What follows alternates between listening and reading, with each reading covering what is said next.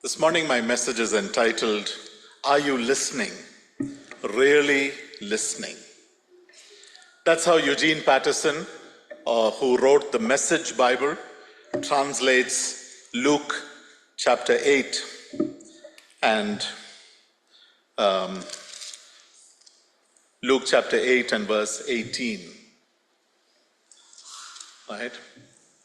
He says, Are you listening? Really listening?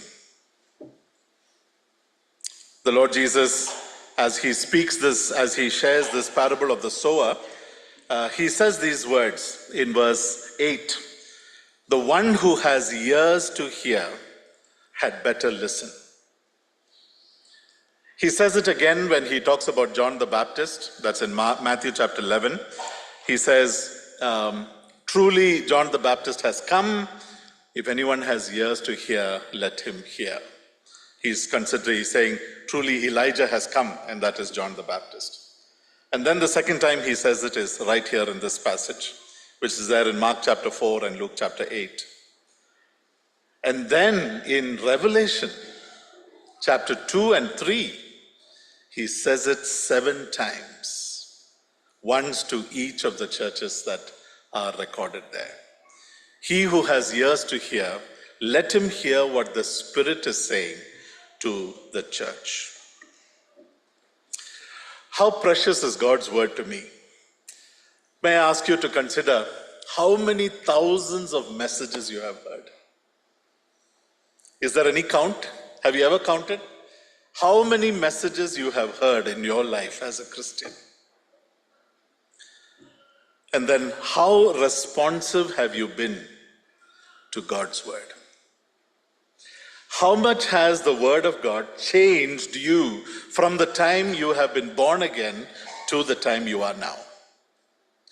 There are many who will say, and many, especially once we reach a certain age, we will say, this is who I am, you have to accept me as I am. I can't change anymore. Truly a believer cannot say such a thing. No matter how old I am or young I am, I cannot say, this is how I am, I can't change now.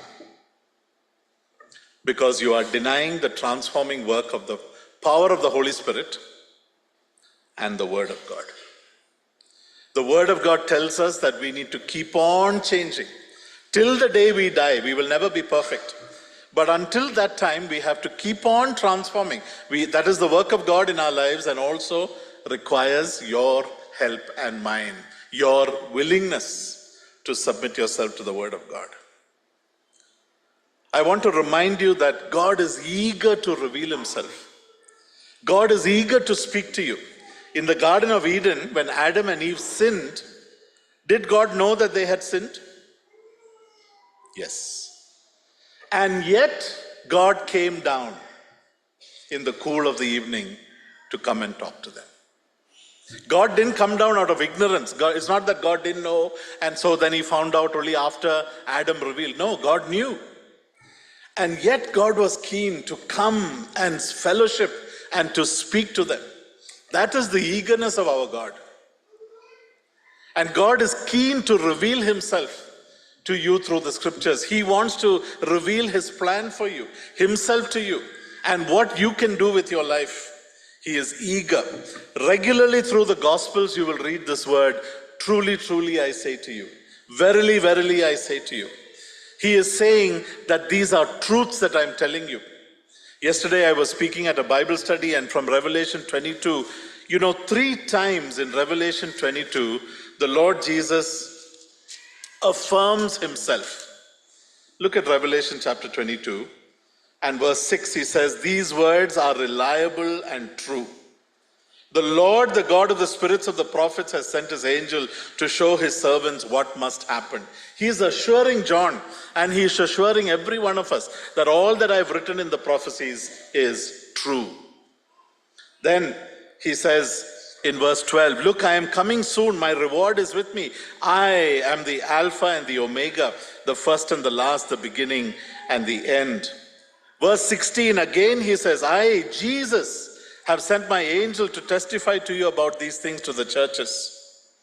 And then again in verse 20, the one who testifies to these things says, yes, I am coming soon.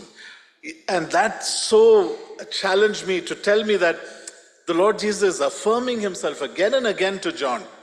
I am the one who's writing this. And I'm writing this to assure you, to strengthen you, to motivate you to serve. God desires to commune with you. And he desires to reveal himself to you. The question now is, how willing am I to accept and to be transformed by this word? You know, Jesus never said anything that was not important. I'll say that again.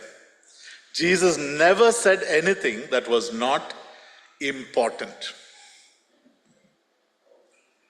Right? If you watch the series The Chosen, right, they've taken a lot of liberty in what Jesus says. Right? Joking and talking, so many things. Right? But the truth of the word is, and whatever is written in the word, every word counts.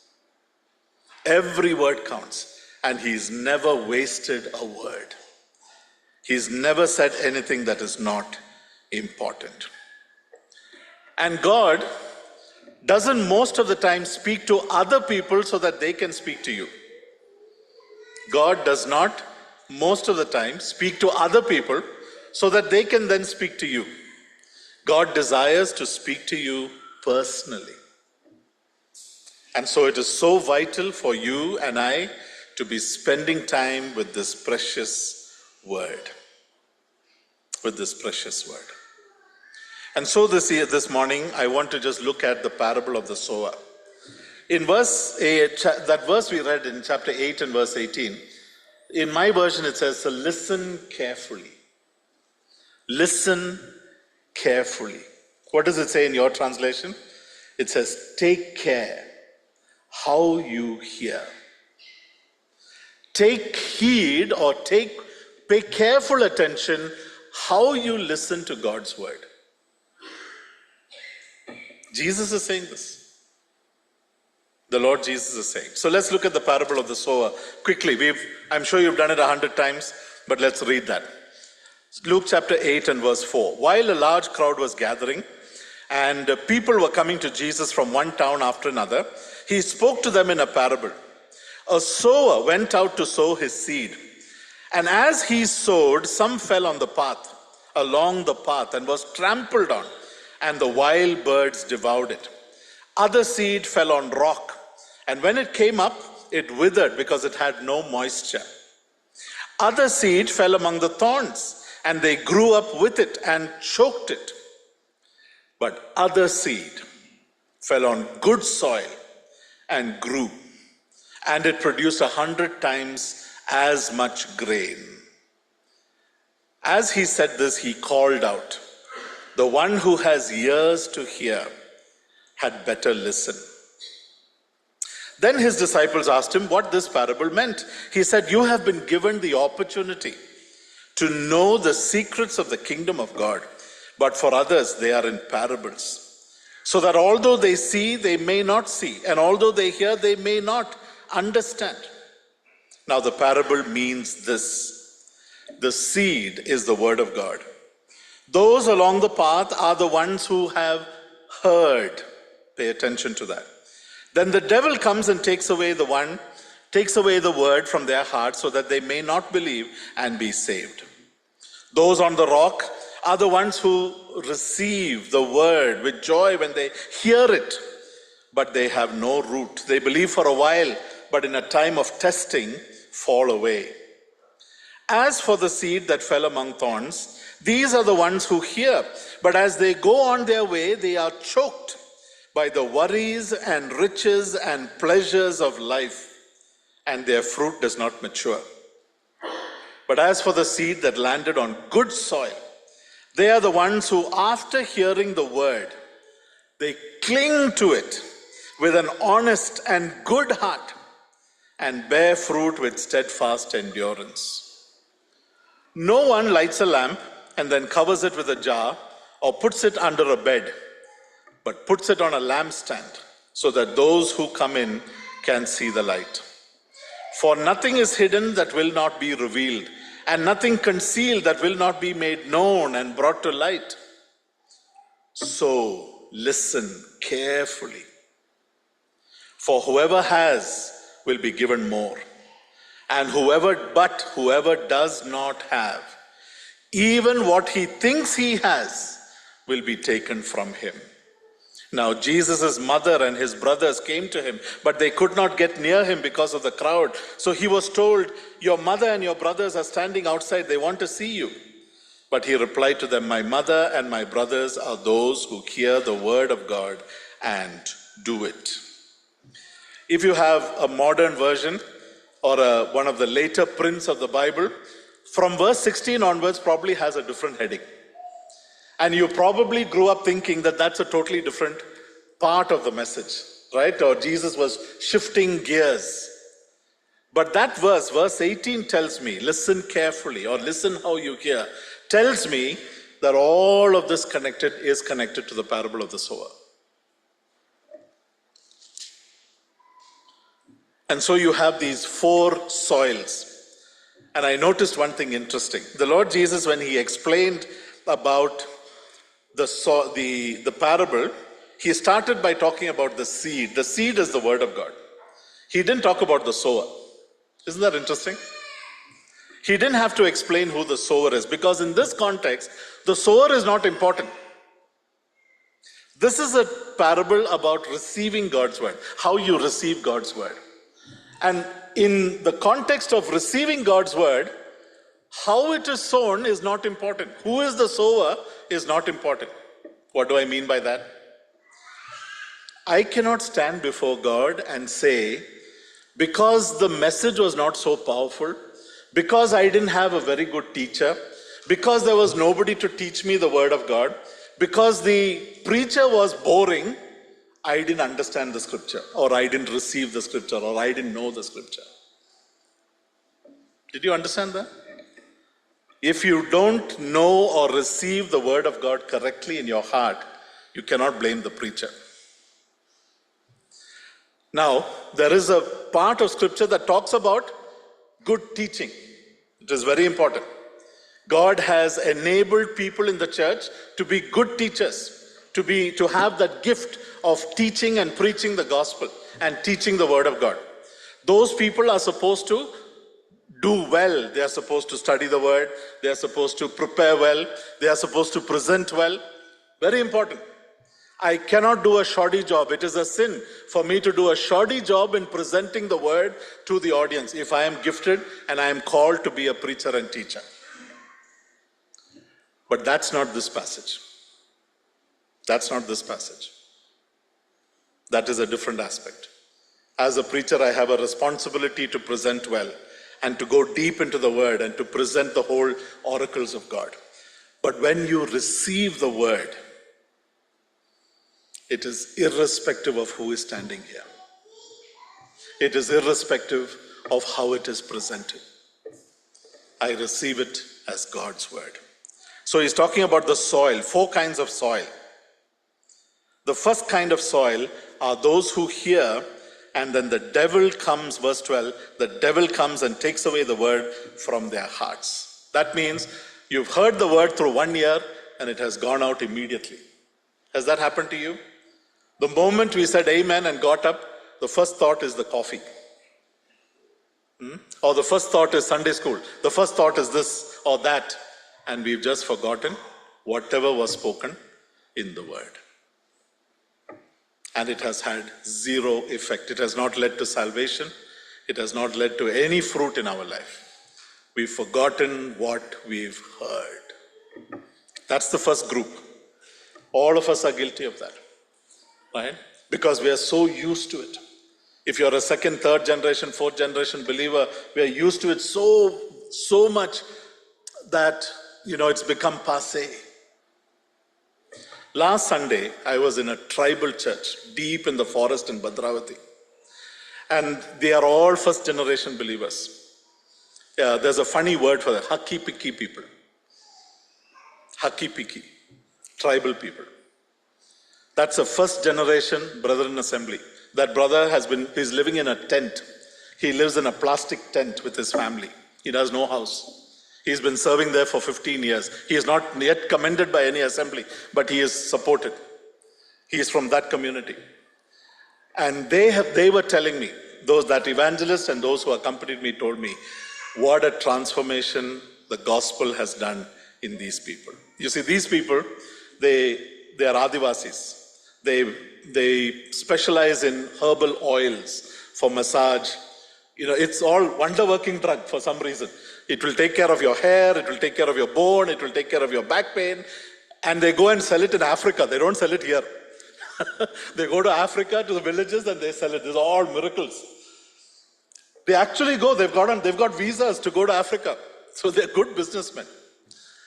But you know what happens? They'll make that load of money, and then for 6 months of the year, they lie drunk. And they abuse their families.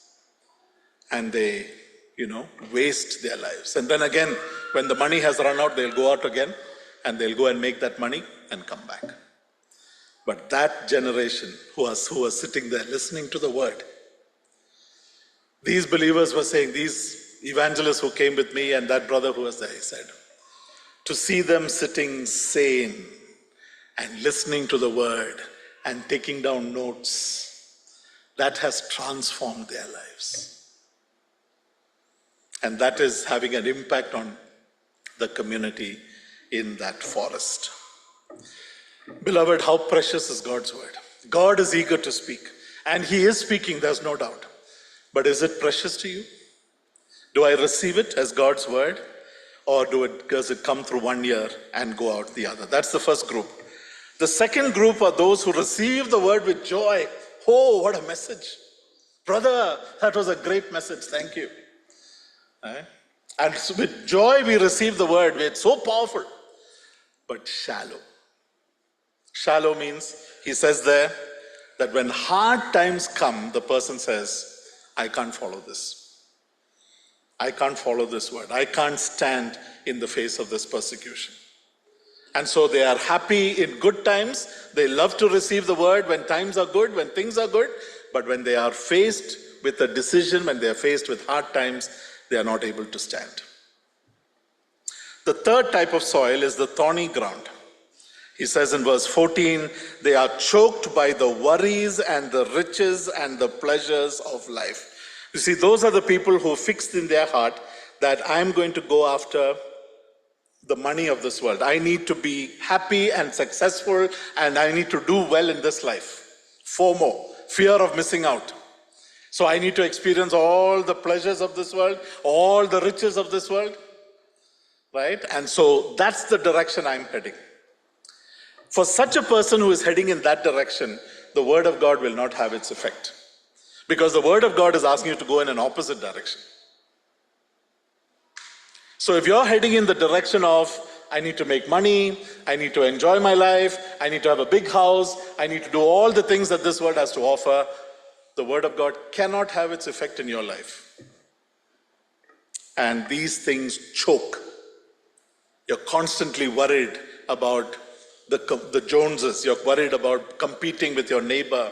You're worried about being better than the next person. You're worried about raising the standard of your family, your children, and you're not worried about the word of God. And then you come to the fourth group, the good soil. And this tells us three things about fertile soil. The fertile soil are those who've heard, and what do they do with the fertile soil? What do they do with the word? They cling to it. That's number one. The one who hears the word, whose heart is fertile, is somebody who counts the word as precious. And he holds tightly to the word. That means when I'm sitting here on a Sunday morning, or I'm listening to a word and Bible study, or I'm doing my personal meditation, I'm not in a hurry. I'm not worried about who is the preacher. I'm thinking, this is God's word. I need to pay attention. This is God's word and it's precious. And I need to pay attention. That's what it means to cling to it. Many months ago, I spoke about Mary, just a few chapters later, Mary, in Luke chapter 11, chapter 10, it says, Mary sat at the Lord's feet and listened to what he said. Mary had many responsibilities. She is the younger sister in the house. She should have been in the kitchen, right? Listening to Martha, the older sister, and doing whatever was required in the kitchen. But she left Martha. She realized that this is such a precious opportunity. I don't know whether I will get this opportunity again in my life. And so she is sitting eager to listen for those drops that the Lord Jesus wants to give, those little words that he wants to speak. So she's sitting at his feet and she's listening. There's an attitude there. There's an eagerness to listen to the word. That's what it means to cling to the word. To cling to the word. Am I sitting there like that? Can I give you 2 practical things that you can do? There are many things that distract us here in Bethesda. Number 1 is this. I'm also tempted to scroll into social media. I'm also tempted to look at my WhatsApp, tempted to reply, right? To think that this is so urgent and so important that I need to do it right now. It's a huge distraction. These things are neutral.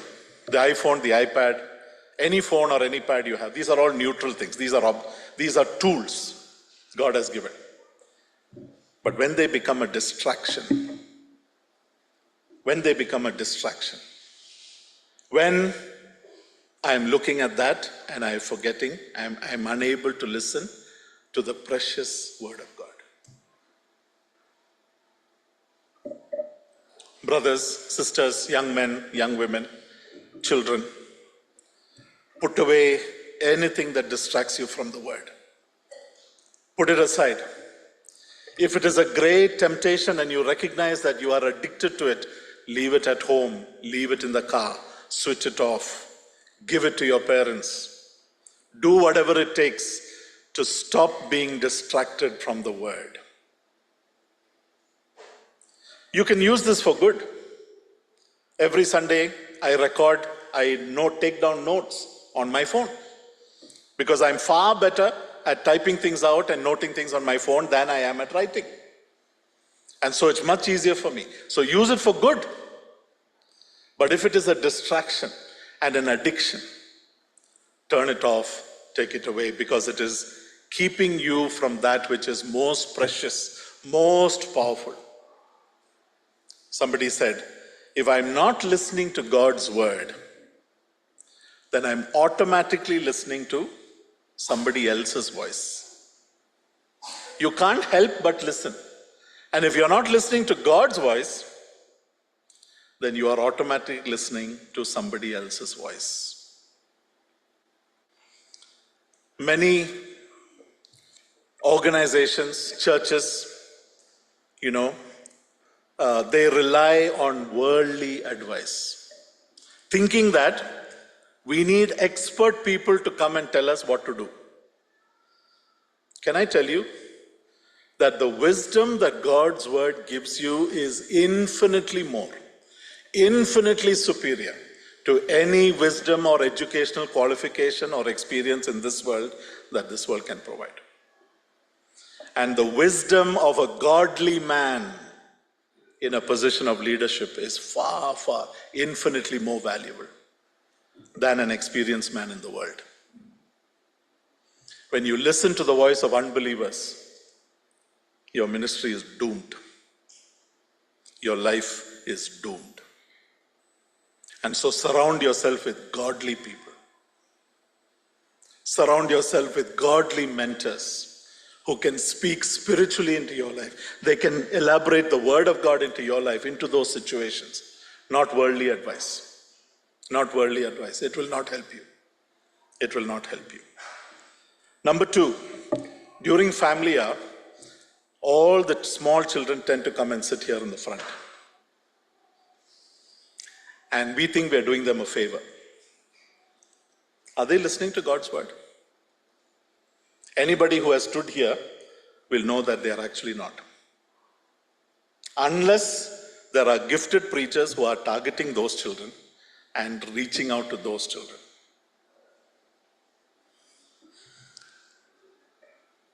Actually, our children should be sitting with us. And we should be helping them listen to the word. We should be helping them listen to the preacher, turn to the page in the scripture, turn to that hymn and help them to sing. When they sit with one another in the public meeting, they will distract one another. So I need, as a parent, as a father, and as a mother, I need to be careful about what my son and my daughter is doing. And I need to instruct, right, when I see them distracted. If I want my children to walk in the ways of the Lord, I need to instruct them, and they need to be with me in the meetings of the church. They cling to God's word. Number 2, my time is almost over. With an honest and good heart. What does that mean? What does it mean to have an honest and good heart? An honest heart is a heart of integrity, a heart of transparency. James says, you go to the mirror, when you hear and don't do God's word, it's like going to the mirror and then walking away, forgetting whatever you look like. No person goes to the mirror by accident, right? Our going to the mirror is intentional because we want to see what is wrong with us, whether our appearance is good, whether there's one strand of hair in one direction and the other strand of hair in the other direction, right? And we would never walk away with that hair in that sort of condition, right? Or there is some mark here, or our shirt is out, or whatever it may be. We will make changes. A transparent heart says, this word is for me. And I'm not busy looking at what everybody else is doing and how he is sitting, how she is sitting, And I'm not busy saying, oh, this is a good word for that brother. I hope he's listening carefully. A transparent heart, an honest and good heart is a humble heart that says, this word is for me. And I make changes and I learn to accept the changes. Beloved, that is so important. The Bible says there are steps to our transformation. If I don't make the change, if I don't look at my own life in the light of God's word and make changes, then God has appointed the church to do that. So there will be seniors, elders, youth leaders. They will come and tell you, brother, I noticed this. Perhaps you need to change in this. There are mentors who will come and tell you that.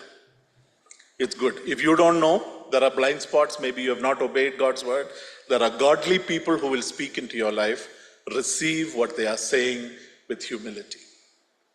When you receive, if you receive it with humility and make changes, that is good for you. That is God's power tool. The church is God's tool to transform you and me. But if I fail to listen to that also, then only God has to deal. And that is the most dangerous place for a believer to be. The Bible calls it handing him over to Satan, delivering such a man to Satan. When we ask somebody to stop coming to the church, or when we ask somebody to keep away from the fellowship, that's the most terrible thing a church can do. But we do it because he's failed to listen to the leadership of the church, failed to listen to godly counsel. But that's the most terrible thing you can do, because then there is no other avenue for him to listen to the voice of God. Then God has to judge. Only God will judge. And that judgment is terrible. Because God loves that person, he will discipline. We read of people who have passed away, people who have died, because God had to deal with that person. So I need to cling to God's word with an honest and good heart, a humble heart, and say that this word is for me. Don't think about anybody else. God, the Holy Spirit, is working in other people's lives. You think about how this word applies to you. Number 3, he says, bears fruit with steadfast endurance. It means that I allow the word of God to slowly work in my heart. This process of transformation is not immediate. It doesn't happen overnight. Just like that seed, again, going back to last week, when we were coming back, there are vast areas of land where they are cultivating arecanut. They have planted arecanut in all these places. And it is very lucrative. Somebody said, if you have 1 acre of arecanut, you're done. For the rest of your life, you get an income. But you know how long you have to wait for that arecanut to grow and for the fruit to come? 6 years. 6 years for the first fruit to come. But once it starts, it will continue to grow. That's what they were telling me. Producing fruit is slow. The transformation is slow, but you keep at it. You take one area of your life at a time and you deal with it. And you make steps, you take steps, baby steps, to change the way I speak, the way I think, the way I control my temper, the way I control my greed, my covetousness, my look, my posture, the way I react to people. All these need transformation in my life, and I need to take it little by little, step by step. And I start bearing fruit with steadfast endurance. That means you will fail. Times are there when you will fail, but you get up, you repent of it, and you get back on track. And you do it with steadfast endurance. And you can see it takes time and effort and consistency. Sometimes I may need the help of an accountability partner, a fellow brother or sister. But you can see the word of God having its power, transforming your life. Now let me quickly, I have 2 more minutes. Let me quickly tell you what verse 16 to 21 means. In the light of the word of God. Maybe you have considered these verses to mean something else, not connected to the passage, but let me tell you what it means in connection to the word. No one lights a lamp and then covers it with a jar and puts it under a bed. It's talking about the power of God's word to transform you and how that transformation will be visible. And it will have its impact on the people around you. Transformation is visible. Nobody can say, yes, I am being transformed, and keep it hidden, that nobody else can see. That transformation will be visible and it will be impactful. It is light that shines and chases away darkness. You will inspire and motivate others. That's verse 16. Verse 17, the lack of transformation is also visible. What does that mean? It's easy to put on a show for some time. It's easy to put on a show for a few years and for a season, right? But what is hidden in your heart, the lack of transformation that's hidden in your heart, it will become visible one day. And I don't think it's talking about the rapture or the judgment seat of Christ. I believe it will become visible right here on earth. That which is hidden, what you want to put on a good show for everybody? Yes, you can put it on for some time. Everybody will appreciate. But when the hard times come, when difficult moments come, your true nature comes out. Nothing is hidden that will not be revealed. You cannot conceal the lack of transformation. Now here's the most solemn warning, verse 18. Whoever has will be given more. That means as you are responding to the word and as you are bearing fruit, it's going to keep on increasing. It's going to keep on increasing. The more you fall in line with God's word, the more you are willing to transform your life and willing to let the Holy Spirit transform you, the fruit is going to abound. But look at the opposite. Whoever does not have, even what he thinks he has, will be taken away from him. That means, if I don't regard the word of God as precious, and if I don't allow the word of God to transform my mind and my heart, it becomes more and more difficult to bear fruit. It becomes more and more difficult to hear the voice of God. If I'm not listening with sensitive ears to the voice of God, right, and if I'm being absent from the places where the voice of God is being heard, it becomes more difficult to hear the voice of God. I'm talking from human perspective. God the Spirit is definitely speaking, no doubt about that. God is definitely talking. But from my side, if I am not obedient to the word that I have, then even what is there inside dries up. And that is why you see people losing interest and slowly fading out. And they stop becoming a Christian. They stop coming to church. Because even what was there has faded out. So the Lord is saying, be careful. Be careful how you listen. And then verse 19 to 21. The most precious people to the Lord Jesus, what he considers as his mother and brothers, are those who obey God's word. Not those who do great things for him, not those who, change, not those who, do wonders and miracles and signs and wonderful activities, but those who are obedient to the word. Who has priority in your listening? Is it yourself, or is it God, or is it someone else? Let's pray. Heavenly Father, we humble ourselves before you. We recognize that we have taken your word for granted.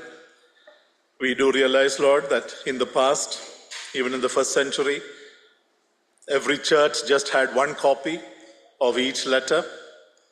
But, oh God, how privileged we are to have the word of God in our own language and in multiple versions and in multiple languages in our homes. Help us, Lord, that we might take it as precious, cling to it, and listen to it with an obedient and with an honest and good heart, and to be able to bear fruit in the days to come. I pray that we will not allow the evil one to snatch it away from our hearts. I pray that you will transform the way, that we will transform the way we listen to God's word. Bless us now as we have some fellowship together over a cup of coffee and come back to listen to your word in the Bible study. For we pray this in Jesus' precious name.